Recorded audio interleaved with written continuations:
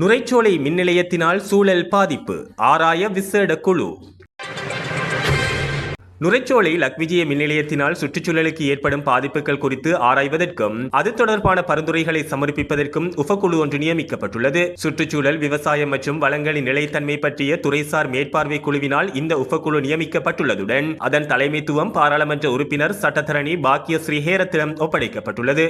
அண்மையில் பாராளுமன்றத்தில் நடைபெற்ற இக்குழு கூட்டத்தின் போது இந்த முடிவு எடுக்கப்பட்டதுடன் இக்கூட்டத்திற்கு பாராளுமன்ற உறுப்பினர் ஹெக்டர் அப்புஹாமி தலைமை தாங்கியிருந்தார். நுரைச்சோலை மின் நிலையத்தின் செயற்பாடுகள் சுற்றுச்சூழல் ஏற்படும் பாதிப்புகள், அதற்கு பொறுப்பான தரப்பினர் மற்றும் நிறுவன ரீதியான குறைபாடுகள் குறித்து விரிவாக கலந்துரையாடப்பட்ட பின்னர் மேலதிக விசாரணைக்காக இந்த உபக்குழு நியமிக்கப்பட்டுள்ளது. இந்த கலந்துரையாடலில் சுற்றாடல், மின்சக்தி, சுகாதாரம் மற்றும் ஊடக அமைச்சுக்கள் உட்பட பல நிறுவனங்களின் அதிகாரிகள் கலந்து கொண்டனர். இலங்கையில் உள்ள ஜெர்மனி, ஜப்பான், சீனா ஆகிய நாடுகளின் தூதரகங்கள் மற்றும் இந்தியா உயரஸ்த ஆணையர் ஆலயம் ஆகியவற்றுடன் கலந்துரையாடி அந்த நாடுகளின் மின் நிலையங்களில் பயன்படுத்தப்படும் புதிய தொழில்நுட்பங்களை கண்டறிவதற்காக அதிகாரிகளுக்கு பயிற்சி திட்டங்களை பெற்றுக்கொள்ள வாய்ப்பளிக்குமாறு இக்குழுவின் தலைவர் இங்கு கோரிக்கை விடுத்துள்ளதாகவும் தெரிவிக்கப்பட்டுள்ளது.